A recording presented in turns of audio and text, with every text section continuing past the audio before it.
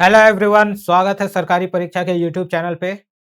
आज मैं आप लोगों के लिए फिर से रेलवे ग्रुप डी का एक प्रीवियस ईयर पेपर लेके आया हूँ, जिसमें कि हम लोग डिस्कस करेंगे रीजनिंग के क्वेश्चंस कि कितने रीजनिंग के क्वेश्चंस आए थे और किस-किस टाइप के आए थे। तो जो हम लोग पेपर डिस्कस करने वाले हैं, वो पेपर एक्चुअली कौन-सा है, 27 नवंबर 2018 का है और जो हमारा शिफ्ट है, शिफ्ट 2, ठीक है? 27 नवंबर 2018 शिफ्ट 2 के पेपर में जो रीजनिंग के क्वेश्चंस थे, वो डिस्कस करने वाले हैं आज इस वीडियो में। एंड आई होप कि आप लोगों की जो तैयारी है वो अच्छी चल रही होगी। अगस्त मंथ में एग्ज़ाम शेड्यूल्ड है, काफ़ी कम टाइम बचा है। तो अपनी प्रिपरेशन जारी रखें एंड जितना हो सके प्रैक्टिस करें, मॉक टेस्ट लगाएँ, ताकि जो आपका स्पीड और टाइम से रिलेटेड जो इश्यू होता है वो इम्प्रूव होते हुए जाए। तो चलिए देखते हैं हमारा पहला क्वेश्चन इस पेपर का। तो जो हमारा पहला क्वेश्चन है, क्वेश्चन क्या बोलता है? If W is greater than X, X is greater than Y and Y is greater than Z, then which of the following conclusion is definitely wrong? ठीक है। ये 3 कंडीशन दिया हुआ है और हमें बताना है कि इनमें से कौन-सा ऑप्शन जो है वो फॉलो नहीं कर रहा है हमारे गिवन 3 कंडीशन से, ठीक है। पहले ये हम लोग क्या करते हैं, ये जो अलग-अलग दिया हुआ है उसे हम लोग एक साथ में लिख लेते हैं। जैसे क्या बोल रहा है कि W is greater than X, ठीक है। दूसरा क्या बोल रहा है, x is greater than y, ठीक है, x is greater than y। तीसरा हमारा क्या बोल रहा है, y is greater than z, ठीक है। तो हमने क्या किया, तीनों कंडीशन को एक साथ में लिख दिया, जो कॉमा सेपरेटेड था, ठीक है। अब क्या होगा कि हमारे जो गिवन ऑप्शन है, जो भी कंडीशन वो बोलेगा, हम लोगों को चेक करने में काफ़ी आसानी हो जाएगी। तो चलिए देखते हैं एक-एक करके सभी ऑप्शन को। पहला क्या बोल रहा है कि क्या x is greater than z है, ठीक है। अब देखो कि हमने ये जो है कंबाइन करके लिख लिया है। अब यहाँ पे आप ईज़िली देख सकते हो कि क्या जो हमारा पहला ऑप्शन है वो सैटिस्फाई कर रहा है कि नहीं। तो x is greater than z, ठीक है। आप देख रहे हो x यहाँ है, z यहाँ है, दोनों के बीच में x ग्रेटर देन z से ये कंडीशन सैटिस्फाई करता है, तो ये हमारा करेक्ट हो जाएगा, ठीक है। तो हमें यहाँ पे क्या बताना है, जो रॉन्ग है, मतलब इस कंडीशन को फॉलो नहीं कर रहा है। तो पहला ऑप्शन तो फॉलो कर रहा है, दूसरा देखते हैं। w ग्रेटर देन z, ये भी फॉलो कर रहा है। तीसरा हम लोग देखते हैं, z is greater than w, z यहाँ पे है, w यहाँ पे है। तो अगर हमारे गिवन कंडीशन के हिसाब से जाएँगे तो हमारा जो है w is greater than z ये होना चाहिए था, बट हमारे ऑप्शन में क्या किया हुआ है, ये रिवर्स में दिया हुआ है। इट मीन्स कि जो सी ऑप्शन है ये रॉन्ग है और डी ऑप्शन को देख लेते हैं, w is greater than y, ठीक है। यहाँ है w, यहाँ है y, ये भी सैटिस्फाई कर रहा है। तो इट मीन्स कि अगर मैं बात करूँ तो ए, बी एंड डी ये तीनों जो है सैटिस्फाई कर रहे हैं, मतलब करेक्ट है। बट ऑप्शन सी जो है वो रॉन्ग है, जो हमारा क्वेश्चन पूछ रहा है कि जो सब मतलब जो रॉन्ग है, जो इस कंडीशन को सैटिस्फाई नहीं कर रहा, वही हमें बताना है। तो ऑप्शन सी इसका करेक्ट आंसर हो जाएगा, ठीक है। जैसे कि आपने देखा मैंने क्या किया, जो 3 अलग-अलग कॉमा सेपरेटेड दिया था सभी को कंबाइन करके एक साथ लिखा, फिर सभी ऑप्शन को क्या किया, चेक कर लिया, ठीक है? तो जो हमारा आंसर था वो आ गया, जो है कि हमारा ऑप्शन सी, ठीक है? देखते हैं अगला क्वेश्चन। अगला क्वेश्चन क्या बोल रहा है कि which pattern most closely resemble the following pattern, ठीक है? यहाँ पे हमारे पास एक फिगर दिया हुआ है एंड 4 ऑप्शन दिया हुआ है ए, बी, सी, डी, ठीक है? अब हमें क्या करना है कि ये जो फिगर दिया हुआ है ना, सेम टू सेम मतलब सिमिलर फिगर किस ऑप्शन में दिया हुआ है ए, बी, सी, डी में। हो सकता है वो फिगर रोटेट हो, 90 डिग्री रोटेट किया हुआ हो, 180 डिग्री रोटेट किया हुआ हो, ठीक है। बट क्या है कि सेम टू सेम होना चाहिए। रोटेट करने के बाद भी अगर आप है ना, ये फिगर आपको आ जाना चाहिए उस ऑप्शन से। तो यही हमें बताना है। तो देखते हैं हर एक फिगर को। अगर ए की मैं बात करूँ, तो ए तो आप देखोगे कि इसे आप ईज़िली मतलब अलग कर सकते हो। क्यों? क्योंकि हमारे क्वेश्चन फिगर में क्या है, ये यहाँ पे आप देखो सर्किल पार्ट है प्रेज़ेंट, बट यहाँ पे ये नहीं है। तो ये तो है ही नहीं, तो आप कितना भी ट्राई करो, ये हो ही नहीं सकता। अगर फिगर बी की मैं बात करूँ, तो ये भी नहीं होगा। क्यों? क्योंकि यहाँ पे आप देखो ये तो क्रॉस है क्वेश्चन फिगर में एंड ऑप्शन बी में तो जो है वो प्रेज़ेंट नहीं है, जिसकी वज़ह से ये नहीं होगा। डी की भी बात करोगे तो नहीं है। एंड सी ही जो है एक आपको इकलौता ऑप्शन बच जाता है। और अगर आप क्वेश्चन फिगर को आप देखो, ये पार्ट को अगर आप रोटेट कर दो ना, तो यही पार्ट क्या है, रोटेट करके आपको ऑप्शन सी में दिया हुआ है, जो हमारा आंसर फिगर सी है, ठीक है? ठीक है, तो हमने यहाँ पे दोनों क्या देखा, या तो आप क्या कर सकते हो कि ऑप्शन से एलिमिनेट करो एंड आंसर फाइंड आउट कर लो। बहुत ही ईज़िली आप देख पाओगे कि ऑप्शन सी ही जो है वो हमारे जो क्वेश्चन फिगर दिया हुआ है उसके अकॉर्डिंग मतलब आप सिमिलर देखोगे, सिर्फ़ रोटेट किया हुआ है, तो इसका जो करेक्ट आंसर होगा आंसर फिगर बी, जो कि हमारे ऑप्शन सी में प्रेज़ेंट है, तो इसका करेक्ट आंसर हो जाएगा सी, ठीक है। देखते हैं अगला क्वेश्चन। अगला क्वेश्चन क्या बोल रहा है? If plant is called green, अगर प्लांट को ग्रीन कहा जाता है, green is called flower, flower is called blue, blue is called white and white is called black, then what is the colour of the clear sky? ठीक है, हमें ये बताना है कि क्या होगा। अब हमें पता है कि क्लियर स्काई का जो कलर होता है क्या होता है? ब्लू होता है। अब यहाँ पे हम लोग क्वेश्चन के अकॉर्डिंग देख लेते हैं कि ब्लू को क्या बोला जाता है। तो यहाँ पे आप देखोगे क्लियरली लिखा हुआ है ब्लू इज कॉल्ड व्हाइट। ठीक है, हमें पता है क्लियर स्काई का जो कलर होता है ब्लू होता है एंड ब्लू को यहाँ पे क्वेश्चन में क्या है, व्हाइट से रिप्रेजेंट किया हुआ है। तो इसका जो हमारा करेक्ट आंसर हो जाएगा व्हाइट होगा, जो कि हमारे ऑप्शन सी में दिया हुआ है। इसका करेक्ट आंसर हो जाएगा ऑप्शन सी व्हाइट। ठीक है, देखते हैं अगला क्वेश्चन। अगला क्वेश्चन क्या बोल रहा है कि Raju introduced a girl in a party as the daughter in law of his mother's only son, how is Raju related to the girl? ठीक है, ब्लड रिलेशन का क्वेश्चन है। इसमें क्या है कि हर एक स्टेटमेंट को बहुत ही अच्छे से पढ़ना है एंड जो आपको जितना क्वेश्चन स्टेटमेंट को है ना ब्रेक कर करके समझते जाओ एंड उसके अकॉर्डिंग जो रिलेशन बनते जा रहा है वो कहीं पे लिखते जाओ। ठीक है, सो दैट कि जब आपका जो फाइनल जो डायग्राम या चार्ट बन जाएगा तो आप उससे बहुत ही इजीली क्या है कि आइडेंटिफाई कर पाओगे कि क्या रिलेशन जो क्वेश्चन में पूछा जा रहा है उससे रिलेट कर पाओगे कि क्या रिलेशन बन सकता है। अब हम लोग यहाँ पे क्या करते हैं, हर एक स्टेटमेंट को पढ़ते हैं, क्वेश्चन को वन बाय वन, हर एक स्टेटमेंट, हर एक चीज़ जो भी मेंशन्ड है क्वेश्चन में एंड देन उसके अकॉर्डिंग क्या है हमारा जो चार्ट है वो ब्लड रिलेशन का वो बनाने का ट्राई करते हैं, जिससे कि हमारा जो क्वेश्चन पूछ रहा है उसका आंसर हम लोग बहुत ही ईज़िली दे पाएँ। अब यहाँ पे देखो क्वेश्चन में क्या बोल रहा है कि राजू इंट्रोड्यूस्ड अ गर्ल। ठीक है, मतलब राजू एक गर्ल को इंट्रोड्यूस कर रहा है पार्टी में, कि ये लड़की का रिलेशन क्या है। ठीक है, तो बोल क्या रहा है कि जो गर्ल है वो in a party as a daughter in law of his mother only son. ठीक है, यहाँ पे आप देखो वो डॉटर इन लॉ है किसकी? राजू की मदर का जो इकलौता बेटा है उसकी। ठीक है, तो यहाँ पे आप देखो Raju introduce a girl in a party as the daughter in law of his mother only son. ठीक है, मतलब कि क्या है कि राजू जो है उसकी जो मदर है उसका जो इकलौता बेटा, अगर राजू इंट्रोड्यूस कर रहा है उसकी माँ का और यहाँ पे क्वेश्चन में बोला गया है कि जो उसकी माँ है उसका इकलौता बेटा सिर्फ एक ही है, तो डेफिनेटली उसकी जो माँ का इकलौता बेटा कौन होगा? डेफिनेटली वो राजू ही होगा। ठीक है, ठीक है। अब क्या बोल रहा है कि जो गर्ल है वो राजू की माँ की डॉटर इन लॉ है। डॉटर इन लॉ मतलब बहू है। जब बहू है, डॉटर इन लॉ, और क्वेश्चन में यहाँ पे बोल दिया गया है कि उसका सिर्फ़ इकलौता बेटा ही है और जो कि हमें पता है कि इकलौता बेटा कौन है? राजू ही है। तो राजू एंड जो इसकी माँ की डॉटर इन लॉ है, इन दोनों के बीच का आप रिलेशन क्या होगा? डेफ़िनेटली दोनों हस्बैंड वाइफ होंगे। ये हस्बैंड होगा, ये वाइफ होगी, तभी तो ये डॉटर इन लॉ का भी रिलेशन यहाँ पे फ़ॉर्म होगा। अब हमें क्या क्वेश्चन पूछ रहा है, how is Raju related to the girl? मतलब राजू और इस लड़की का जो है रिलेशन क्या है? तो आप बहुत ही ईज़िली बता पाओगे क्या है? हस्बैंड का है। राजू कौन है? हस्बैंड है उस लड़की का। तो इसका जो ऑप्शन बी है हस्बैंड, इसका करेक्ट आंसर हो जाएगा। ठीक है। क्वेश्चन बहुत ही सिंपल था, बस थोड़ा-सा क्या है समझने का ज़रूरत है कि क्या बोलना चाह रहा है। देखो यहाँ पे क्वेश्चन क्या बोल रहा है कि राजू क्या है एक गर्ल को इंट्रोड्यूस कर रहा है पार्टी में और बोल क्या रहा है कि वो जो गर्ल है डॉटर इन लॉ है किसकी? राजू की जो मदर है उसकी। और यहाँ पे क्वेश्चन में क्या बोल दिया है कि उसकी मदर जो राजू की माँ है उसका सिर्फ़ एक ही बेटा है, ओनली सन।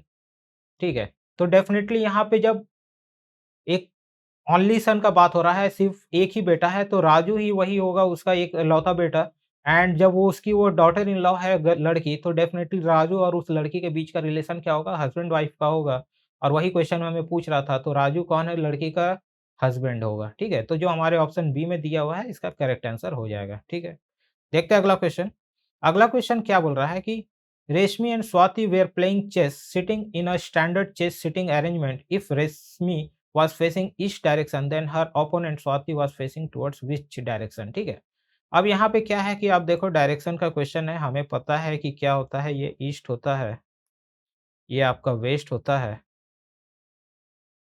ये नॉर्थ है एंड ये साउथ है। ठीक है, अब चेस में हमें पता है क्या है, सिर्फ दो ही लोग प्ले करते हैं। अब क्या बोल रहा है कि रश्मि जो है वो ईस्ट डायरेक्शन फेस कर रही है, तो जब ईस्ट डायरेक्शन फेस कर रही है तो डेफ़िनेटली वो यहाँ पे वेस्ट की साइड में बैठेगी, तब इस साइड अपना फेस करके तभी वो ईस्ट की ओर फेस करेगी। अब क्या बोल रहा है कि उसका जो अपोनेंट है स्वाति, वो किस डायरेक्शन में होगी, तो डेफ़िनेटली अपोनेंट जो है स्वाति यहाँ पे बैठी हुई होगी और वो किस डायरेक्शन में फेस कर रही होगी? एक-दूसरे के दोनों एक-दूसरे के सामने बैठे हुए होंगे तो स्वाति किधर होगी? वेस्ट डायरेक्शन फेस कर रही होगी। ठीक है? तो इसका जो ऑप्शन सी है वेस्ट, इसका करेक्ट आंसर हो जाएगा, ठीक है? डायरेक्शन आपको पता है कौन-सा ईस्ट होता है, कौन वेस्ट होता है और चेस में क्या है सिर्फ़ 2 प्लेयर खेलते हैं। अगर उसमें से एक का बोल दिया है कि एक ईस्ट की ओर फेस करके बैठा हुआ है, तो डेफ़िनिटली दूसरा किधर होगा? वेस्ट की ओर होगा। सिंपल सा क्वेश्चन था, तो इसका आंसर हो जाएगा ऑप्शन सी वेस्ट। इस पेपर का जो अगला क्वेश्चन है, क्वेश्चन क्या बोल रहा है? Question number 6, find the next term in the series, ठीक है? यहाँ पे हमें सीरीज़ का क्वेश्चन दिया हुआ है, हमें ब्लैंक स्पेस की जगह यहाँ पे क्या आएगा ये बताना है। तो बस हम लोग क्या करते हैं, लॉजिक फाइंड आउट करते हैं कि किस तरह का लॉजिक बन रहा है, सो दैट कि हम लोग फिर क्या है आंसर बहुत ईज़िली बता पाएँ।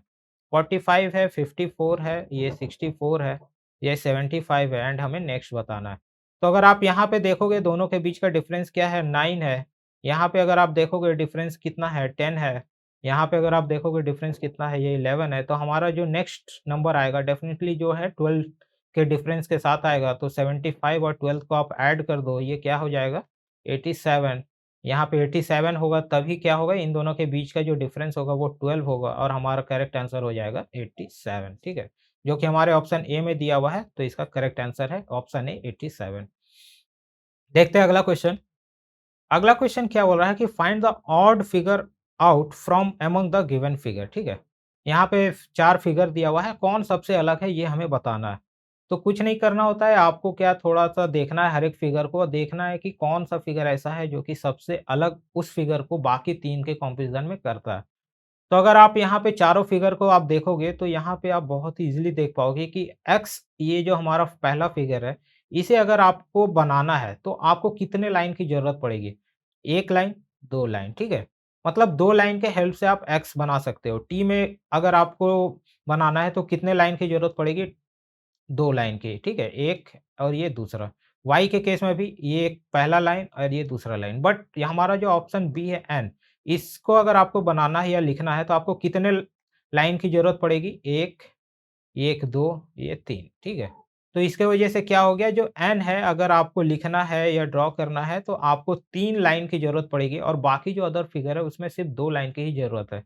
तो इसके वजह से जो हमारा ऑप्शन बी एन है वो सबसे अलग हो जाता है, जो कि हमारे ऑप्शन बी में प्रेज़ेंट है, तो इसका करेक्ट आंसर हो जाएगा ऑप्शन बी, ठीक है? क्या लॉजिक था वो मैंने बता दिया कि नंबर ऑफ लाइन्स जो रिक्वायर्ड है उस फिगर को ड्रॉ करने में या लिखने में, वो यहाँ पे वही लॉजिक है, क्योंकि हर एक फिगर में सिर्फ़ आपको 2 लाइन का रिक्वायरमेंट है और जो हमारा जो ऑप्शन बी है एन, इसमें आपको 3 लाइन का रिक्वायरमेंट है, तभी आप एन लिख सकते हो, जिसकी वजह से एन जो है सबसे अलग होता है, जो कि ऑप्शन बी में प्रेज़ेंट है, ऑप्शन बी हमारा करेक्ट आंसर हो जाएगा। देखते हैं अगला क्वेश्चन। अगला क्वेश्चन क्या बोल रहा है कि read the given statement and conclusion carefully and select which of the conclusion logically follows from the statement, ठीक है? स्टेटमेंट दिया हुआ है, कंक्लूजन दिया हुआ है, ठीक है? तो पढ़ते हैं स्टेटमेंट को। क्या बोल रहा है कि Ram is the eldest of the Shyam and Krishna. 3 लोग हैं, राम है, श्याम है एंड कृष्णा है। तो इन तीनों में जो सबसे एल्डेस्ट है, जो सबसे बड़ा है वो कौन है? राम है। दूसरा क्या बोल रहा है कि Krishna is younger to Shyam, ठीक है? मतलब जो कृष्णा है वो श्याम से छोटा है। तो हमें यहाँ पता है कि जब राम सबसे बड़ा है और कृष्णा सबसे छोटा है, तो बीच में कौन आएगा? श्याम आएगा और सबसे छोटा हो जाएगा कृष्णा। तो हमारा जो स्टेटमेंट दिया हुआ था उसके अकॉर्डिंग ये बन जाएगा। अब हम लोग क्या करते हैं कंक्लूज़न पढ़ते हैं। कंक्लूज़न क्या बोल रहा है कि Krishna is the youngest. Definitely yes, Krishna सबसे छोटा है, ये करेक्ट हो जाता है। दूसरा क्या बोल रहा है कि Krishna is younger to Shyam by 2 years. यहाँ क्या बोल रहा है कि कृष्णा जो है श्याम से 2 साल छोटा है। बट अगर आप स्टेटमेंट को पढ़ोगे तो यहाँ पे कहीं भी जो ऐज है, किसी का नहीं बताया गया है जिससे कि हम बता पाएँ कि 2 साल छोटा है कि 4 साल छोटा है, मतलब वो एग्ज़ैक्ट डेटा नहीं है हमारे पास स्टेटमेंट में। हो सकता है 6 मंथ भी छोटा हो, 1 साल भी हो। तो इसके वजह से क्या है कि एग्ज़ैक्ट डेटा ना होने की वजह से कंक्लूज़न 2 तो गलत हो जाएगा। इसके वजह से हमारा सिर्फ़ कंक्लूजन 1 है जो कि करेक्ट होता है, जो कि मेंशन्ड है ऑप्शन बी में, ओनली कंक्लूजन 1 फॉलोज, इसका करेक्ट आंसर हो जाएगा, ठीक है। स्टेटमेंट पढ़ना था, जो बोल रहा था उसके अकॉर्डिंग जो भी रिक्वायरमेंट था, जो भी डायग्राम बन सकता था या जो भी कॉम्बिनेशन बन सकता था, वो हमें बनाना था एंड देन कंक्लूजन पढ़ना था, कौन-सा जो है फॉलो कर रहा है वही हमें बताना था। तो इसके अकॉर्डिंग जो हमारा कंक्लूजन 1 सिर्फ फॉलो कर रहा है, जो कि इसका करेक्ट आंसर होगा, जो हमारे ऑप्शन बी में प्रेज़ेंट है, ठीक है। देखते हैं अगला क्वेश्चन। अगला क्वेश्चन क्या बोल रहा है? In NGO colony, the people are classified into 4 different groups as given in the following figure, ठीक है। द रेक्टेंगल रिप्रेजेंट मैन, जो रेक्टेंगल है ये किसे रिप्रेजेंट कर रहा है? मैन को। द ट्रायंगल रिप्रेजेंट एजुकेटेड,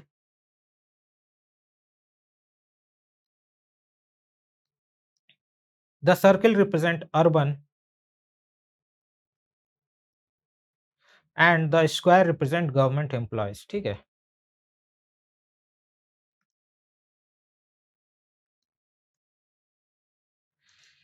ये हमें दिया हुआ था क्वेश्चन में, ठीक है। अब हमें क्या बताना है इस क्वेश्चन में? Which one of the following represent educated man who are not urban, ठीक है। ऐसे लोगों की संख्या बताना है जो कि एजुकेटेड हो, मेन हो, बट अर्बन से बिलॉन्ग ना करते हो, ठीक है। तो अब देखो कि यहाँ पे हमें बताना है एजुकेटेड और मैन। अगर एजुकेटेड और मैन की बात मैं करूँ, तो यहाँ एजुकेटेड ट्रायंगल है और रेक्टेंगल है। इट मीन्स कि ये दोनों पार्ट तो कॉमन होना चाहिए एंड अर्बन पार्ट नहीं बताना है, मतलब वो अर्बन से बिलॉन्ग नहीं करना चाहिए। तो अर्बन क्या रिप्रेजेंट कर रहा है? सर्किल। तो हमें ऐसा पार्ट ढूँढना है जो पार्ट मतलब ट्रायंगल और रेक्टेंगल में कॉमन हो, बट वहाँ पे सर्किल का पार्ट ना आता हो। सिर्फ यही 2 पार्ट कॉमन होना चाहिए, मतलब ट्रायंगल और रेक्टेंगल। तो अगर आप देखोगे फिगर को बहुत ही क्लोज़ली, तो आप ट्रायंगल और रेक्टेंगल में सिर्फ 11 वाला जो पार्ट है, यही जो है ट्रायंगल में भी कॉमन है और रेक्टेंगल में भी कॉमन है और सर्किल से भी हमारा बाहर है। तो जो हमारा करेक्ट आंसर हो जाएगा, क्या हो जाएगा? 11, जो कि हमारे ऑप्शन सी में प्रेज़ेंट है, इसका करेक्ट आंसर हो जाएगा, ठीक है। देखो यहाँ क्वेश्चन में क्या बोल रहा था? एजुकेटेड मैन की बात कर रही थी, हो रही है। एजुकेटेड किसे किससे रिप्रेजेंटेड है?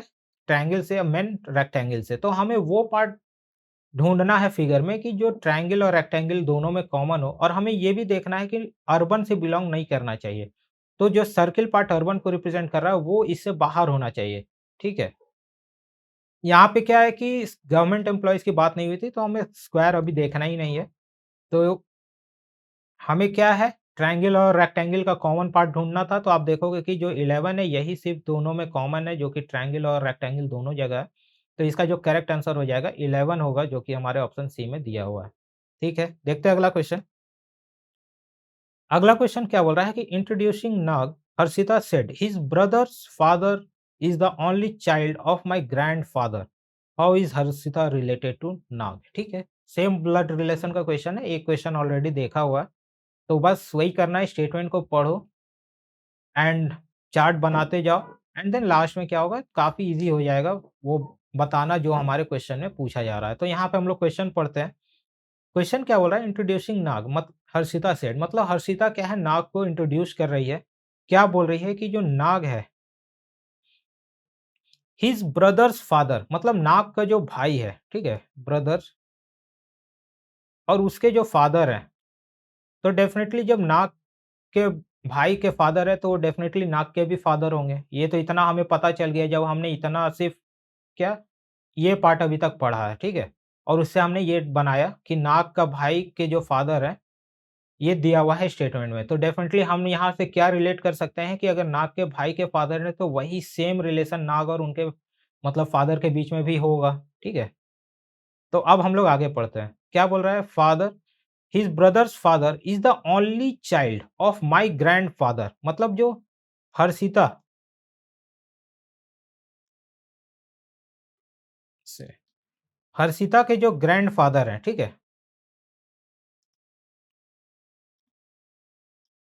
अब यहाँ देखो अच्छे से पढ़ो क्वेश्चन, क्या बोल रहा है? His brother's father is the only child of my grandfather, मतलब जो नाग के भाई के जो फादर है, वो एक लौता बेटा है किसके? हर्षिता के ग्रैंडफादर के। मतलब यहाँ पे क्या हो गया?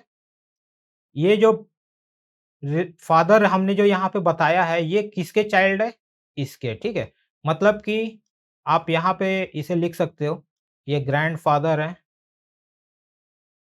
ये दोनों के बीच का रिलेशन क्या है? फ़ादर सन का है। अब आप देखो कि क्या है कि हर्षिता के भी यही ग्रैंडफ़ादर है, कॉमन है। तो डेफ़िनेटली अब देखो नाग के भी यही ग्रैंडफ़ादर होंगे बाय रिलेशन, इसका भी रि ग्रैंडफ़ादर यही होगा एंड डेफ़िनेटली जब इसके भी ग्रैंडफ़ादर कॉमन है, तो इन दोनों के बीच का क्या रिलेशन होगा इन सभी तीनों का अगर मैं बात करूँ, तो डेफ़िनेटली आपस में ये तीनों ब्रदर सिस्टर होंगे तभी ये कॉमन रिलेशन जो है हमारा फ़ॉर्म हो पाएगा। तभी क्या है नाग के भी यही ग्रैंडफ़ादर होंगे। जो नाग का भाई है उसके भी यही ग्रैंडफ़ादर होंगे, हर्षिता का भी ग्रैंडफ़ादर यही होंगे और इनका जो बेटा है वो इन तीनों के फ़ादर होंगे, ठीक है? सेम हमने स्टेटमेंट को पढ़ा, बनाया और हमने पाया क्या कि इस तरह का रिलेशन फ़ॉर्म हो रहा है। अब क्या पूछ रहा है कि how is Harshita related to Nag? अब हर्षिता और नाग के बीच का रिलेशन बताना है, ठीक है? बट यहाँ आप क्वेश्चन में देखोगे तो कहीं पे भी किसी का जो है जेंडर नहीं बताया गया है कि कौन ब्रदर है, कौन सिस्टर है। तो डेफ़िनेटली यहाँ पे हमें ये पता है कि ये तीनों भाई-बहन तो होंगे आपस में, बट कौन किसका भाई है, कौन किसका सिस्टर है, वो नहीं बता सकते। एंड डेफ़िनेटली इस ऐसे केस में जब तक जेंडर एग्ज़ैक्टली नहीं मेंशन्ड है, तो गेस करना गलत होगा तो और हमें वैसा ही ऑप्शन देखना होता है जहाँ पे और का केस हो मतलब सिस्टर एंड ब्रदर। तो जो हमारे ऑप्शन डी में सिस्टर और ब्रदर दिया हुआ है, यही इसका करेक्ट आंसर हो जाएगा, ठीक है। यहाँ पे क्या था हर्षिता का भी जेंडर नहीं बताया गया था, नाग का भी नहीं बताया गया था, तो हम लोग नहीं बता सकते हैं कि कौन किसका भाई है, कौन किसका सिस्टर है।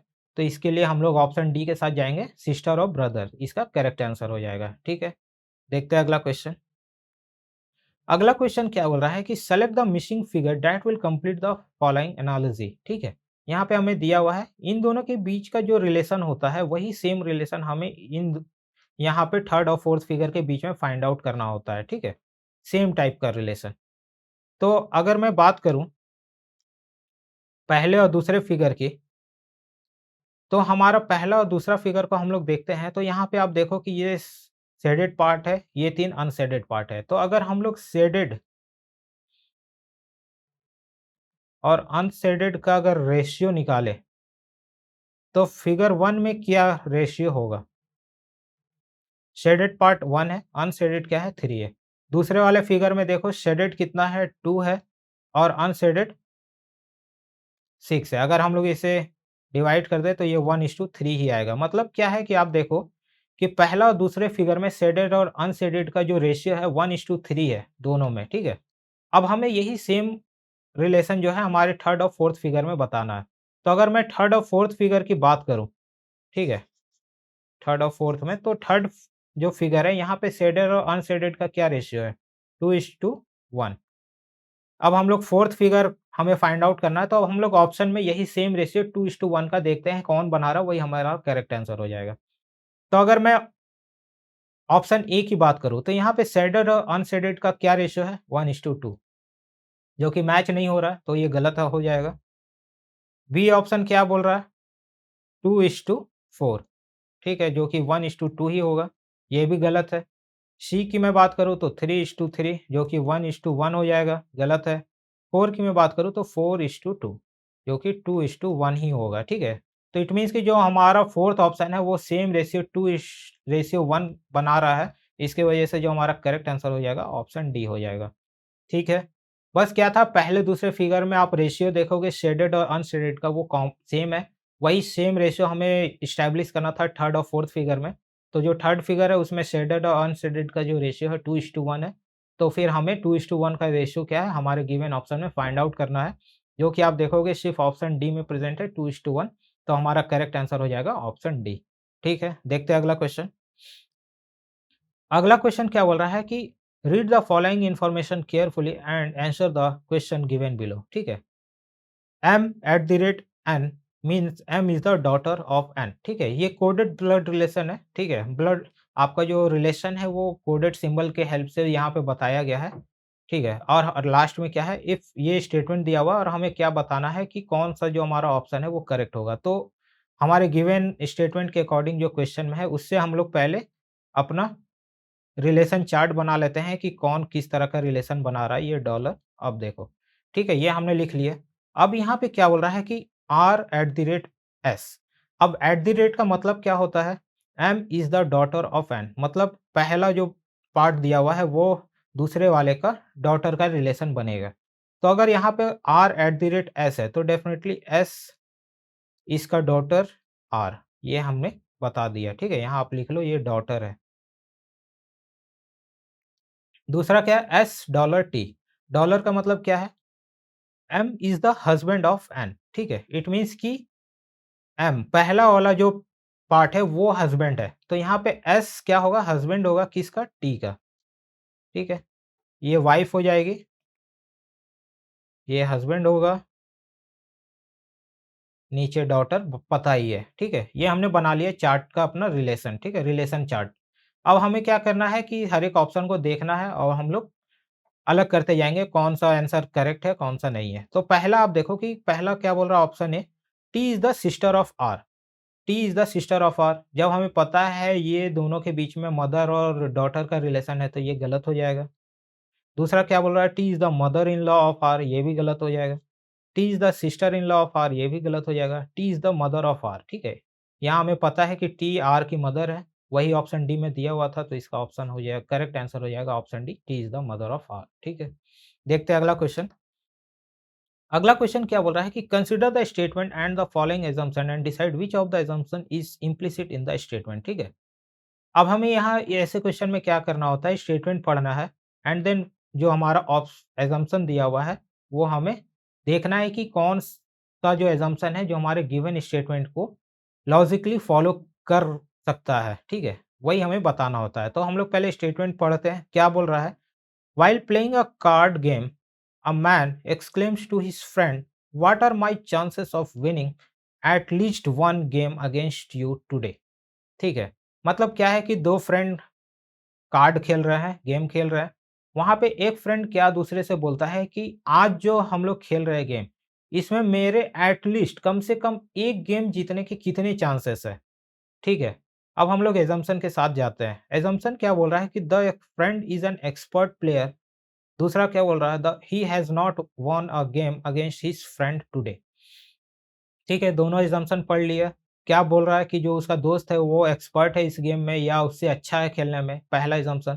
दूसरा क्या बोल रहा है कि वो जो दोस्त बता रहा है, कंपैरिज़न कर रहा है, वो अभी तक एक भी गेम नहीं जीता है। ये हमारा दोनों assumption है। अब हम लोग स्टेटमेंट को बहुत ही अच्छे से पढ़ते हैं और क्या मीनिंग निकल सकता है वो हम लोग समझने की कोशिश करते हैं।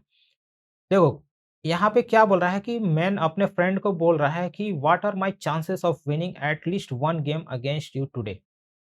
तो वो उससे पूछ रहा है कि आज जो हम लोग गेम खेल रहे हैं उसमें एट लीस्ट वन गेम जीतने के मेरे कितने चांसेस हैं। तो देखो ऐसे में क्या हो सकता है, तो डेफिनेटली जो मैन है उसका जो दोस्त है वो उससे अच्छा होगा खेलने में, तभी उसके मन में ऐसा आया है कि भाई मेरे जीतने के चांसेस कितने हैं। डेफ़िनेटली वो अच्छा होगा तभी वो पूछ रहा है, अगर वो भी अच्छा होता गेम खेलने में, तो उसे पता होता कि यार अगर 10 गेम होगा तो उसमें एटलीस्ट तो मैं 1 गेम तो जीत ही जाऊँगा। बट उसके मन में कहीं न कहीं थोड़ा-सा कन्फ्यूज़न है इसीलिए वो पूछ रहा है कि मेरे कित तो डेफ़िनेटली उसे पता है कि उसका जो फ्रेंड है, उससे काफ़ी अच्छा खेलता है कार्ड गेम, इसीलिए उसके मन में ऐसे क्वेश्चन आए। तो डेफ़िनेटली जब कोई उससे अच्छा है तो आप बोल सकते हो कि वो उस गेम में डेफ़िनेटली एक्सपर्ट है। तो इसके अकॉर्डिंग तो पहला असम्पशन जो है वो करेक्ट हो जाएगा। दूसरा क्या है, बोल रहा है कि एट लीस्ट 1 गेम टुडे, मतलब जीतने के चांसेस एट लीस्ट 1 गेम कितने हैं? तो यहाँ पे ऐसा आप स्टार्टिंग में जब भी गेम खेलोगे, तो आप नहीं कभी भी पूछोगे। डेफ़िनिटली ऐसे क्वेश्चन्स आपके माइंड में कब आते हैं जब आप कंटीन्यूअसली कोई गेम खेल रहे हो। आप कंटीन्यूअसली क्या कर रहे हो, वो मैच जो है, गेम जो है हारते जा रहे हो, तो आपके मन में आया कि यार मैं इतने क देर से खेल रहा हूँ तो मतलब मैं कंटीन्यूअसली हार रहा हूँ, तो क्या मेरे चांसेस है कि मैं एक भी मैच जीतूँ?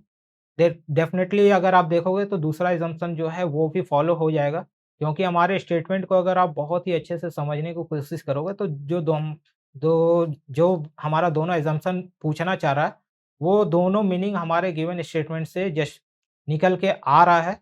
तो इसके वजह से जो हमारा दोनों असम्पशन है वो फ़ॉलो करेगा और जो बोथ 1 एंड 2 आर इम्प्लिसिट, इसका करेक्ट आंसर हो जाएगा जो कि हमारे ऑप्शन डी में प्रेज़ेंट है। ठीक है?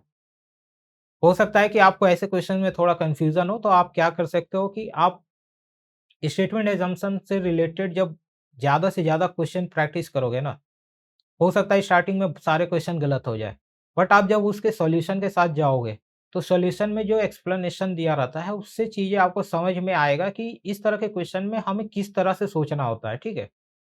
हमें स्टेटमेंट को पढ़ने के बाद उससे क्या-क्या मीनिंग आ सकता है, वो हमें समझने की कोशिश करनी पड़ती है इस तरह के क्वेश्चन में, तभी आपका जो क्वेश्चन है करेक्ट होने के चांसेस ज़्यादा हैं। तो आप इसके लिए क्या कर सकते हो कि आप नंबर ऑफ क्वेश्चंस प्रैक्टिस करो, जहाँ से भी आपको मिलते हैं। अगर आप हमारे प्लेटफ़ॉर्म सरकारी परीक्षा पे जाओगे तो वहाँ पे मॉक टेस्ट भी एडेड है। इस तरह के क्वेश्चंस वहाँ पे काफ़ी हैं, क्विज़ भी है। तो आप वहाँ से इस तरह के क्वेश्चंस को नोट डाउन करके फ़िल्टर करके आप प्रैक्टिस करो, ठीक है? सॉल्यूशन के साथ जाओ और आप देखो कि क्या पॉसिबिलिटीज़ है, मतलब आप कहाँ पे चीज़ें गलत सोच रहे हो। जब आप सॉल्यूशन के साथ जाओगे तो वो चीज़ें आपको पता चलते जाएगा, नहीं इस तरह के क्वेश्चंस के आंसर जो है ऐसे भी हो सकते हैं। ठीक है? तो वो थोड़ा-सा सोचने का जो डायरेक्शन है वो आपका थोड़ा चेंज होगा और वही चाहिए होता है और काफ़ी कम टाइम है तो आपको बहुत ही ज़्यादा और जैसे कि इससे पहले ऑलरेडी काफ़ी वीडियोज़ आया हुआ है, आप चाहोगे तो आप सरकारी परीक्षा का जो यूट्यूब चैनल है ना, वहाँ पे प्लेलिस्ट में आप जाके देखो कि रीज़निंग के जितने भी पहले जो वीडियोज़ आए हैं प्रीवियस ईयर पेपर के, उनमें मैंने किस-किस तरह के क्वेश्चन डिस्कस किए हैं। तो आप देखो कि किस तरह के पॉसिबिलिटीज़ हो सकते हैं इस तरह के क्वेश्चन में। और उस तरह के क्वेश्चन क्या है आप सॉल्व करो, तभी क्या है कि आपके जो करेक्ट होने के चांसेस है वो इंक्रीज़ होंगे और ये काफ़ी इम्पोर्टेंट टॉपिक भी है क्योंकि काफ़ी क्वेश्चन्स आपको स्टेटमेंट असम्पशन, स्टेटमेंट कंक्लूजन से रिलेटेड जो है एग्ज़ाम में आपको आते हैं, 3 से 4 क्वेश्चन देखने को मिलेंगे। तो आप इस टॉपिक को स्किप भी नहीं कर सकते क्योंकि 3 से 4 मार्क्स काफ़ी इम्पोर्टेंट रोल प्ले करता है, ठीक है? कट ऑफ में। तो जाओ और क्वेश्चंस प्रैक्टिस करो। देखते हैं हमारा अगला क्वेश्चन। अगला क्वेश्चन क्या बोला है कि find the next letter in the series, ठीक है? यहाँ पे सीरीज दिया हुआ है, हमें क्या आएगा नेक्स्ट लेटर वो बताना है। इस तरह के क्वेश्चन में भी मैंने बताया है कि जब आपको ऐसे क्वेश्चन जहाँ पे अल्फ़ाबेट का यूज़ हो, तो वहाँ पे आपको अगर पोज़ीशन वैल्यू नहीं पता है तो काफ़ी डिफ़िकल्ट हो जाएगा आपको सॉल्व करने में। अगर आपको पोज़ीशन वैल्यू पता है तो काफ़ी ईज़ी हो जाता है और कम टाइम में सॉल्व हो जाता है। तो अगर जैसे मैं इस क्वेश्चन की बात करूँ तो क्या दिया हुआ है एलआर दिया हुआ है, ओक्यू दिया हुआ है, एसओ दिया हुआ है, ठीक है? अब आप ऐसे देखोगे तो आपको हो सकता है थोड़ा डिफ़िकल्ट हो कि क्या आ सकता है, बट आप यही क्या करो ना इसका पोज़ीशन वैल्यू लिख लो। तो अगर मैं एल की बात करूँ तो एल का क्या होगा 12, आर का 18, ओ का क्या होगा 15, ये होगा 17, ये होगा 19, ये होगा 15, ठीक है? अब आप देखो कि यहाँ पे क्या हो रहा है, ये हो रहा है +3, ये क्या हो रहा है +4, ठीक है? अब यहाँ पे अगला क्या आएगा? तो हमारा क्या यहाँ पे हो रहा है, जो पहला लेटर है ना हर एक का, तो वहाँ पे +3 +4 अगला क्या आएगा +5, तो 19 +5 अगर हम लोग करते हैं तो क्या हो जाएगा 24 और अगर आप नेक्स्ट लेटर की बात करो तो यहाँ देखो ये हो गया -1, ये हो गया -2 मतलब -1 -2 -3 इस तरह का पैटर्न बन रहा है। तो अगला क्या आएगा -3 जो कि क्या होगा 12। अब आप देख लो कि जो 24 है वो क्या किसे रिप्रेज़ेंट करता है अल्फ़ाबेट में?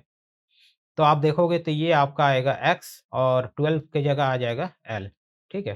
तो एक्सएल जो हमारा ऑप्शन बी में है ये इसका करेक्ट आंसर हो जाएगा, ठीक है? कुछ नहीं हो रहा था पहला लेटर के साथ +3 +4 +5 +6 का पैटर्न बन रहा था और जो हमारा दूसरा लेटर था वहाँ पे -1 -2 -3 -4 का पैटर्न बन रहा था, ठीक है? बस आप इसे अप्लाई करते जाओ, आप अगला जो आएगा एक्सेल के बाद वो भी फाइंड आउट कर सकते हो, ठीक है? देखते हैं अगला क्वेश्चन। अगला क्वेश्चन क्या बोल रहा है कि A and B are brothers, ठीक है? ए, बी जो है दोनों भाई हैं, ठीक है? दोनों भाई को मैंने क्या किया प्लस से रिप्रेज़ेंट किया मतलब मेल को रिप्रेज़ेंट कर रहा और क्या बोल रहा है B is married to Z, ठीक है? जेड का शादी हो गया बी के साथ।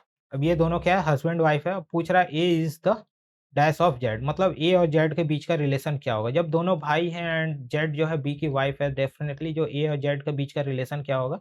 ब्रदर इन लॉ जो कि हमारे ऑप्शन सी में प्रेज़ेंट है इसका करेक्ट आंसर हो जाएगा। ठीक है, देखते हैं अगला क्वेश्चन। अगला क्वेश्चन क्या बोल रहा है कि choose the figure that is different from the other figure. यहाँ 4 फिगर दिया हुआ है, कौन सबसे अलग है वो हमें बताना है। तो यहाँ पे अगर आप चारों फिगर को एक साथ बहुत ही क्लोज़ली देखोगे तो आपको डिफरेंट बहुत ही जो डिफरेंसेस है वो बहुत ही अच्छे से बहुत ही जल्दी पता चल जाएगा। क्या डिफरेंस है? अगर आप देखो आप फिगर ए में ये पार्ट बाहर एक्सटेंडेड है और यहीं पे डार्क सर्किल है। ये पार्ट एक्सटेंडेड है, यहीं डार्क सर्किल है। ये पार्ट एक्सटेंडेड है, यहीं डार्क, बट ऑप्शन सी जो हमारा फिगर सी है यहाँ पे है, इसके अपोजिट में डार्क सर्किल है। तो इससे क्या होगा, ये सबसे अलग हो जाएगा जो कि हमारे ऑप्शन सी में प्रेज़ेंट है, ये इसका करेक्ट आंसर हो जाता है। ठीक है, देखते हैं अगला क्वेश्चन। अगला क्वेश्चन क्या बोल रहा है, in the figure X is 150 kilometre eastward of O, मतलब इन दोनों के बीच का क्या डिस्टेंस दिया हुआ है 150 kilometre, and Y is 200 kilometre north of O, मतलब ये डिस्टेंस हमारा क्या दिया हुआ है 200 किलोमीटर। अब हमें क्या बोलना है, P is exactly in the middle of y and x, ये जो है एग्जैक्टली मिडिल में है, and the distance between y and P, मतलब ये डिस्टेंस हमें बताना है सिर्फ।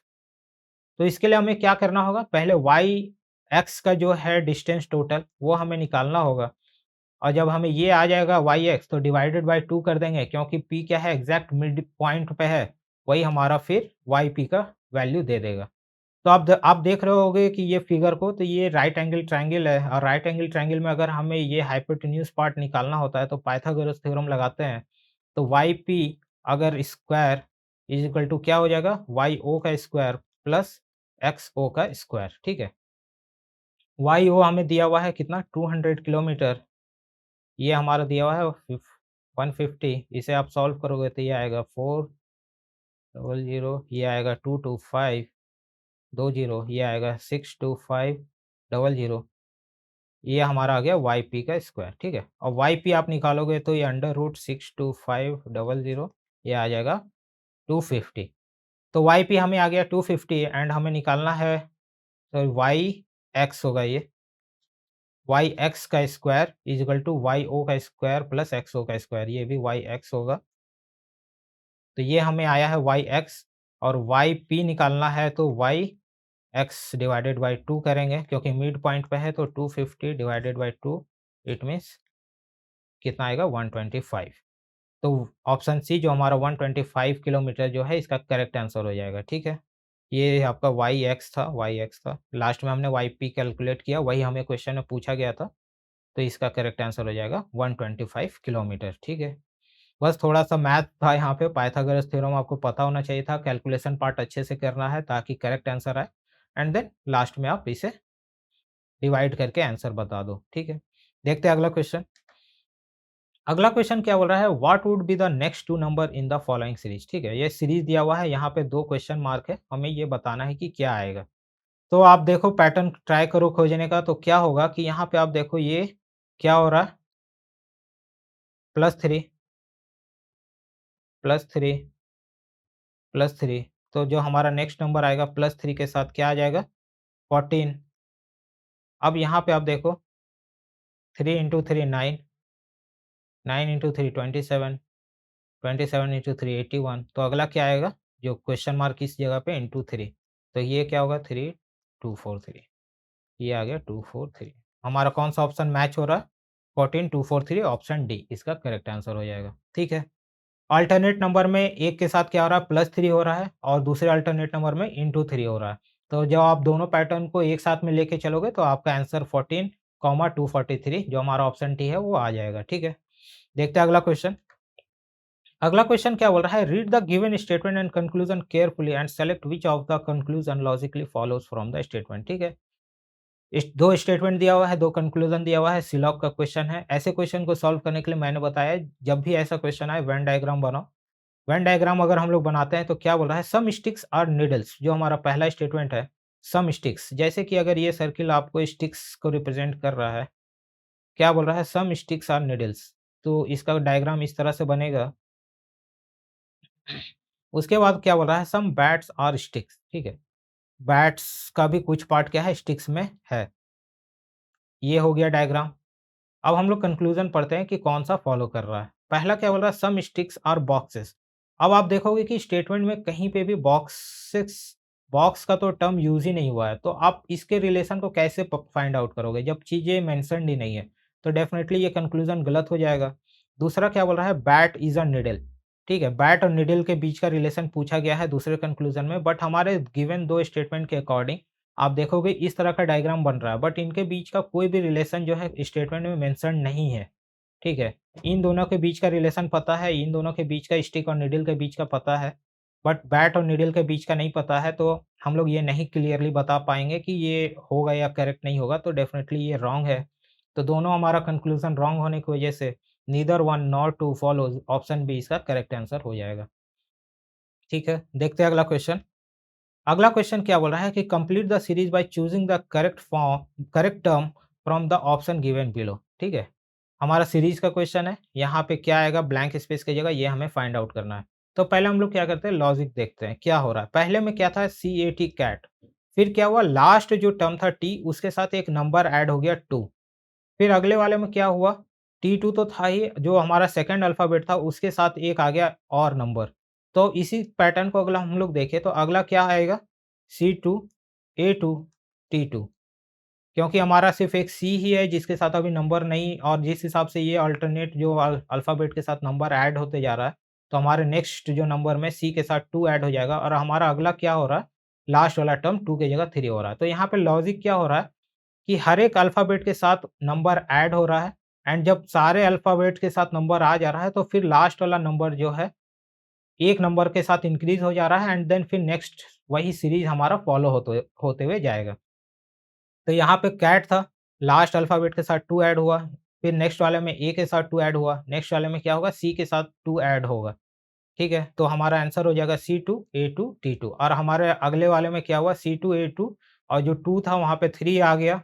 फिर जब हम लोग इसके नेक्स्ट को फाइंड आउट करेंगे तो क्या हो जाएगा, C2, अब हमारा 3 यहाँ पे हो गया है, तो ये अब 2 की जगह 3 आएगा, A3, T3। फिर हमारे नेक्स्ट में क्या आ गया, C3, A3, T3। फिर अगर हम लोग नेक्स्ट फाइंड आउट करेंगे तो यहाँ 3 वाला 4 हो जाएगा, देन फिर इसी तरह सेम लॉजिक फाइंड जो है वो फॉलो करते हुए जाएगा। तो हमें अभी सिर्फ़ ये वाला पार्ट बताना है।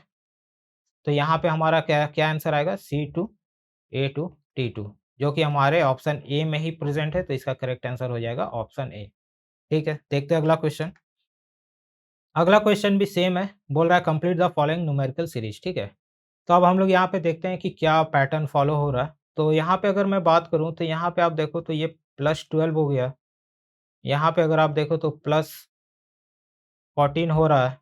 अगर यहाँ पे अगर आप नेक्स्ट बात करो तो यहाँ पे आप देख लो कितने का प्लस हो रहा है, 46 और 64 का अगर डिफरेंस देखोगे तो 18 होगा, तो ये 18 है। फिर इन दोनों के बीच का अगर आप देखोगे तो ये हमारा क्या हो रहा है, 20 का। एंड देन नेक्स्ट हम लोग यहाँ पे देखेंगे 84 और 108 में, तो ये हमारा हो रहा है इधर 16 + 8 इट मीन्स 24। ठीक है, अब यहाँ आप देखो क्या कोई लॉजिक बन रहा है, 12, 14, 18, 20, 24 नहीं। बट अब आप देखो इन दोनों के बीच का, यहाँ पे कितने का डिफरेंस है, 2, यहाँ पे क्या है 4, फिर यहाँ क्या हो गया डिफरेंस 2, ये क्या हो गया 4। मतलब हमने जो पहले डिफरेंस फाइंड आउट किया, उससे तो कोई भी पैटर्न नहीं बन रहा था, बट हमने जो पहला डिफरेंस कैलकुलेट करने के बाद जो नंबर आ रहा है, उनका फिर डिफरेंस कैलकुलेट किया, तब यहाँ पे एक पैटर्न बन रहा है 2, 4 का डिफरेंस, 2 का डिफरेंस, 4 का डिफरेंस, 2 का डिफरेंस, 4 का डिफरेंस। इट मीन्स कि जो हमारा नेक्स्ट नंबर आएगा तो इनके बीच में क्या डिफरेंस होगा, 2। जब 2 का डिफरेंस होगा तो यहाँ पे क्या नंबर होना चाहिए, 26, एंड जब 26 और 108 को आप ऐड करोगे तो ये हमारा कितना नंबर आ जाएगा, 14, 3, 1। तो यहाँ पे क्या आएगा, 134।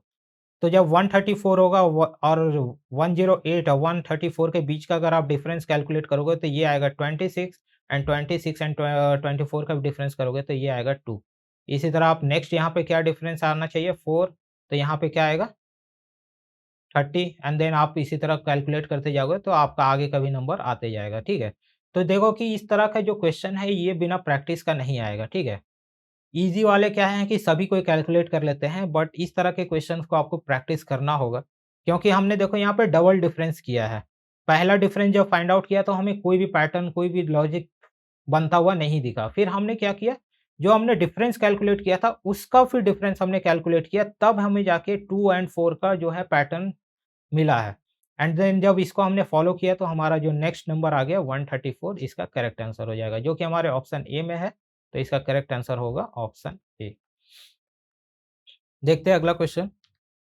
अगला क्वेश्चन क्या बोल रहा है, read the given statement and conclusion carefully and select which of the conclusion logically follow from the statement. ठीक है, स्टेटमेंट दिया हुआ है, 2 कंक्लूजन दिया हुआ है, कौन सा कंक्लूजन जो है स्टेटमेंट को लॉजिकली फॉलो कर रहा है वो हमें बताना है। अब क्या बोल रहा है स्टेटमेंट कि Mayank paintings are really profound in conveying the theme. ठीक है, स्टेटमेंट ये बोलना चाह रहा है कि जो मयंक का पेंटिंग है, जो थीम है, उसे बहुत ही अच्छे तरीके से जो है बता पा रहा है। ठीक है, मतलब थीम को एक्सप्लेन करने में जो मयंक का पेंटिंग है वो काफ़ी हेल्पफुल है, ये हमारे स्टेटमेंट में बोल रहा है। अब हमें क्या कंक्लूजन देखना है। कंक्लूजन क्या बोल रहा है, Mayank he is an artist. दूसरा क्या बोल रहा है, he is popular for his profound knowledge in his field. तो डेफिनेटली यहाँ पे अगर आप देखोगे पहला कंक्लूजन तो सही हो जाएगा, क्योंकि अगर कोई है जो कि जैसे कि यहाँ मयंक की बात हो रही है, अगर मयंक अपने पेंटिंग के हेल्प से किसी भी चीज़ के थीम को एक्सप्लेन करने में एक्सपर्ट है, तो डेफ़िनेटली जब तक वो आर्टिस्ट नहीं होगा, अगर उस फ़ील्ड में वो एक्सपर्ट नहीं होगा, वो उसके हेल्प से चीज़ें नहीं कर पाएगा, मतलब उस पेंटिंग के हेल्प से थीम को एक्सप्लेन करना पॉसिबल नहीं होगा। किसी भी आम पब्लिक के लिए जिसे मतलब पेंटिंग में इंटरेस्ट नहीं है, वो अगर पेंटिंग करेगा तो वो इस तरह का चीज़ नहीं कर पाएगा। तो डेफ़िनेटली वो आर्टिस्ट है, तभी वो क्या है पेंटिंग के हेल्प से क्या है कि अपने जो थीम को एक्सप्लेन करने में वो कामयाब हुआ और वो अपने पेंटिंग के हेल्प से कर पा रहा है। तो डेफ़िनेटली कंक्लूज़न 1 तो सही है। दूसरा क्या बोल रहा है, he is popular for his profound knowledge in his field, मतलब वो अपने फील्ड में पेंटिंग के हेल्प से किसी भी चीज़ों को एक्सप्लेन कर सकता है, दूसरा कंक्लूज़न बोल रहा है। तो डेफ़िनेटली स्टेटमेंट में ये चीज़ें क्लियरली मेंशन्ड है कि उसने जो पेंटिंग बनाया है, उसके हेल्प से वो थीम को काफ़ी ईज़िली एक्सप्लेन कर पा रहा है, जिसकी वजह से कंक्लूज़न 2 भी फ़ॉलो कर रहा है एंड दोनों स्टेटमेंट फ़ॉलो कर रहा है, तो जो हमारा करेक्ट आंसर होगा both the conclusion follows, option A इसका करेक्ट आंसर हो जाएगा, ठीक है। देखो स्टेटमेंट में ही चीज़ें क्लियरली मेंशन्ड है। बोल क्या रहा है कि मयंक अपने पेंटिंग से थीम को बहुत ही अच्छे तरीके से एक्सप्लेन कर पा रहा है। तो पहला अगर आप देखो कि अगर वो आर्टिस्ट नहीं होगा तो वो ये चीज़ें नहीं कर पाएगा, ठीक है। जिसे पेंटिंग करना ही नहीं आता वो कैसे इन चीज़ों को हैंडल करेगा? तो डेफ़िनेटली वो आर्टिस्ट है तभी वो अच्छे से एक्सप्लेन कर पा रहा है एंड स्टेटमेंट में वो बोला है कि वो अपने पेंटिंग से कन्वे कर पा रहा है थीम को, तो डेफ़िनेटली हमारा कंक्लूज़न 2 भी इसमें फ़ॉलो कर रहा है, जो हमारा both the conclusion follow option A correct answer हो जाता है इस क्वेश्चन के लिए। देखते हैं अगला क्वेश्चन। तो अगला क्वेश्चन क्या बोल रहा है, how many triangles are there in this figure? तो इस तरह के क्वेश्चन मैंने बताया है कि कैसे करना है। पहले आप एक फिगर के हेल्प से कितना ट्रायंगल बन रहा है उसे काउंट कर लो। तो अगर आप देखोगे तो 1, 2, 3, 4, 5, 6, 6 ट्रायंगल मिल गया। अब आप क्या करो कि 2 फिगर के हेल्प से कितने ट्रायंगल बन रहे हैं वो देख लो। तो आप देखोगे कि 1, 2 ये दोनों फिगर को कंबाइन करते हैं तो ये एक ट्रायंगल बनता है। उसके बाद 1, 2 इन दोनों को ऐड करते हैं तो ये एक दूसरा फिगर बनता है। अगर अगर आप देखोगे तो कहीं आपको और नहीं मिलेगा। इट मीन्स कि क्या है, 2 फिगर के हेल्प से कितना मिला, 2 हुआ। एंड आप देखते हैं कि 3 फिगर के हेल्प से क्या बन रहा है, 1, 2, 3 इन तीनों को अगर ऐड करते हैं तो ये हमारा एक ट्रायंगल बन रहा है। और आप देखोगे तो कहीं और ट्रायंगल आपको फॉर्म होते हुए नहीं दिखेगा। इट मीन्स 3 फिगर के हेल्प से कितना ट्रायंगल मिल रहा है? 1। अब इन्हें ऐड कर दो, ये कितना हो गया 9, जो हमारे ऑप्शन ए में है। इसका करेक्ट आंसर हो जाएगा 9। इस फिगर में टोटल नंबर ऑफ ट्रायंगल्स कितने फॉर्म हो रहे हैं? 9। ठीक है। देखते हैं अगला क्वेश्चन। अगला क्वेश्चन क्या बोल रहा है, A, B and C are waiting for 3 different routes buses who leave second. ठीक है। 3 डिफरेंट बस के लिए ए, बी, सी वेट कर रहा है। हमें बताना है कौन-सा बस जो है सेकंड मतलब दूसरे पोज़ीशन पे लीव करके जाएगा। अब हम लोग स्टेटमेंट पढ़ते हैं। बोल क्या रहा है, ए बस डिपार्ट्स फर्स्ट, मतलब जो सबसे पहला बस जा रहा है वो क्या है? ए है। दूसरा क्या हुआ? B is the last one to leave, मतलब 3 बस में जो सबसे लास्ट जा रहा है वो है बी, तो डेफिनिटली सेकंड में कौन जाएगा? सी। तो ये इसका आंसर क्या हो जाएगा? सी। मतलब दोनों स्टेटमेंट को जब हमने पढ़ा तो हम लोग ये बता सकते हैं कि ए, बी, सी में जो दूसरा बस होगा वो सी होगा। अब हम लोग क्या ऑप्शन में बोल रहा है कि statement 1 and statement 2 are together insufficient. It means कि दोनों स्टेटमेंट के हेल्प से हम लोग ये क्वेश्चन जो पूछ रहा है ना कि हू लिव सेकंड, इसका आंसर नहीं बता सकते। बट ये गलत है, क्योंकि दोनों स्टेटमेंट जब हमने पढ़ा तो हमारा करेक्ट आंसर क्या आ रहा है? सी आ रहा है। इट मीन्स कि हम लोग ये तो बता पा रहे हैं कि जो सेकंड बस होगा, जो लीव करेगा वो होगा सी। तो डेफिनिटली ऑप्शन ए तो गलत है। दूसरा क्या बोल रहा है, statement 1 and statement 2 together are sufficient. दूसरा क्या बोल रहा है कि अगर आप दोनों स्टेटमेंट को यूज़ करते हो तब आप आंसर बता सकते हो। तो डेफिनिटली ये करेक्ट होगा, क्योंकि अगर आप इसमें से अगर कोई भी एक स्टेटमेंट नहीं होगा प्रेज़ेंट, अगर सिर्फ़ स्टेटमेंट 2 है, तो भी बताना बहुत ही इम्पॉसिबल है कि कौन-सा बस सेकंड में लीव करेगा, या अगर स्टेटमेंट 2 नहीं है, स्टेटमेंट 1 है, तो इसके हेल्प से भी ये बताना इम्पॉसिबल है कि कौन-सा बस जो है सेकंड में लीव करेगा। तो इट मीन्स दोनों स्टेटमेंट रिक्वायर्ड है, जो कि हमारे ऑप्शन बी में प्रेजेंट है, तो इसका जो करेक्ट आंसर होगा statement 1 and statement 2 together are sufficient, इसका करेक्ट आंसर हो जाएगा। ठीक है, बाकी फिर अदर ऑप्शन हम देखेंगे ही नहीं, क्योंकि हमें दोनों स्टेटमेंट रिक्वायर्ड है इस क्वेश्चन का आंसर देने के लिए, तो इसका करेक्ट आंसर होगा ऑप्शन बी। देखते हैं अगला क्वेश्चन।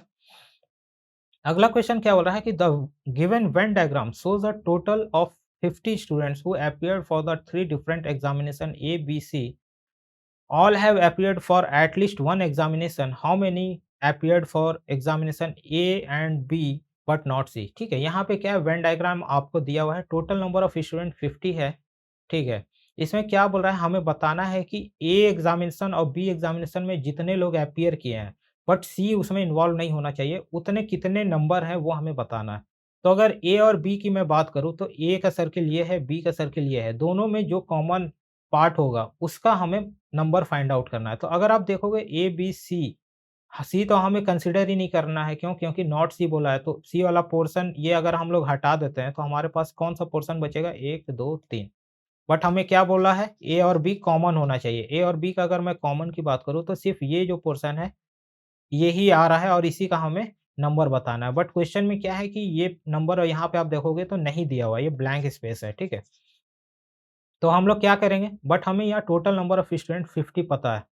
तो अब हम लोग क्या करेंगे, सभी नंबर को काउंट करेंगे एंड 50 से सब्ट्रैक्ट कर देंगे, तो हमारा ये जो पोर्शन का नंबर है वो मिल जाएगा। तो अगर आप देखो कि यहाँ 10 है, ये दोनों का भी सम 10 होगा, इट मीन्स कि 10 प्लस 10 20, ये फिर 10 है 30 एंड ये दोनों का सम 16।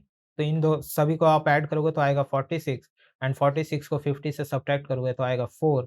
तो मतलब कि ए प्लस बी बट नॉट सी का जो आंसर होगा वो 4 होगा। मतलब ये पोर्शन का जो वैल्यू होगा, क्या होगा? ये 4 होगा, जो कि हमारे ऑप्शन सी में प्रेजेंट है 4, इसका करेक्ट आंसर हो जाएगा। ठीक है, देखते हैं अगला क्वेश्चन। अगला क्वेश्चन क्या बोल रहा है कि find the next figure from the given series. यहाँ पे क्या है कि आपको सीरीज दिया हुआ है, हमें क्वेश्चन मार्क की जगह क्या आएगा वो हमें बताना है। तो अगर आप देखोगे पहले फिगर ए और बी की, तो देखो कि यहाँ पे ये जो फिगर है, यही फिगर बी में प्रेजेंट है, बट क्या है, आप देखोगे ये 90 डिग्री के फॉर्म में प्रेजेंट है। ठीक है, तो यही अगर आप सी और डी में अगर आप अप्लाई करते हो तो हमारा जो फिगर बनेगा डी वाला, वो कैसे होगा? कुछ इस तरह से होगा। जो लॉजिक बी में दिया हुआ था वही हमने अप्लाई किया डी में, तो हमारा जो फिगर आएगा वो इस तरह का आएगा। और हम लोग देख लो कि कौन-सा ऑप्शन में प्रेज़ेंट है, ऑप्शन बी में प्रेज़ेंट है।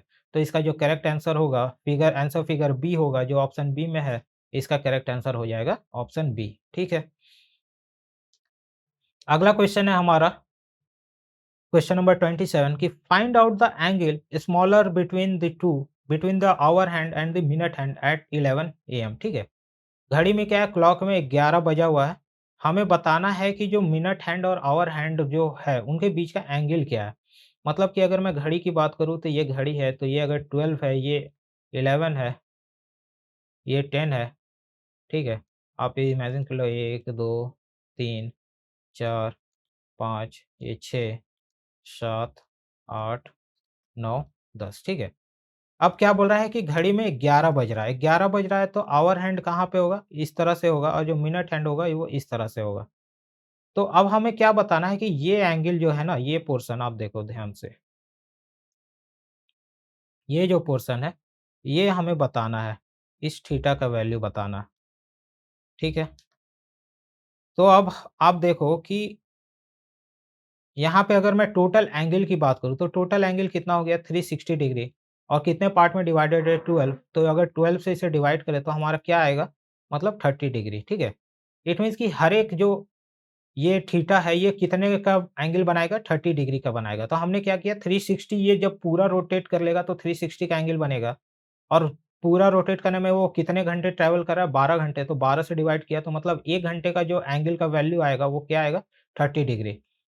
तो ये जो थीटा का वैल्यू है, ये क्या हो जाएगा आपका? 30 डिग्री। यहाँ पे आप देखो तो यहाँ find out the angle smaller between the to, मतलब ये स्मॉलर एंगल की बात कर रहे हैं, ठीक है? ये जो ब्रैकेट में लिखा हुआ था, इसे कहीं-कहीं पे आप देखोगे माइनर एंगल भी लिखा हुआ रहता है, या स्मॉलर बिटवीन द टू, मतलब जो आवर हैंड और मिनट हैंड का बीच का जो स्मॉलर एंगल है, क्योंकि अगर आप देखो कि जैसे ये इस फॉर्म में है, ठीक है?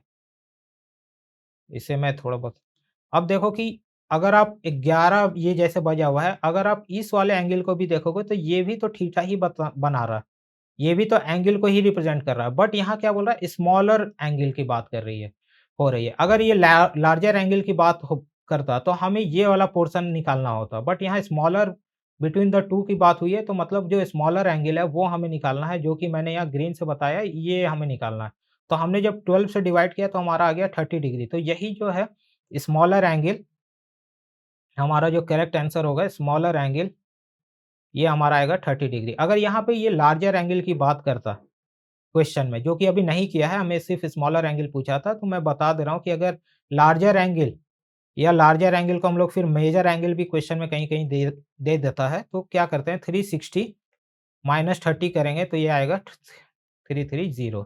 मतलब अगर इस क्वेश्चन में लार्जर एंगल या मेजर एंगल की बात करें, या अगर क्वेश्चन में पूछता कि लार्जर एंगल क्या है, तो 330 मतलब 330 डिग्री आंसर होता। बट यहाँ स्मॉलर एंगल की बात करें, पूछा गया है, तो स्मॉलर एंगल को ही माइनर एंगल भी बोलते हैं। तो स्मॉलर एंगल हमारा कितना आ रहा है, 30 डिग्री आ रहा है, जो कि हमारे ऑप्शन बी में प्रेजेंट है। तो इसका करेक्ट आंसर होगा ऑप्शन बी 30 डिग्री।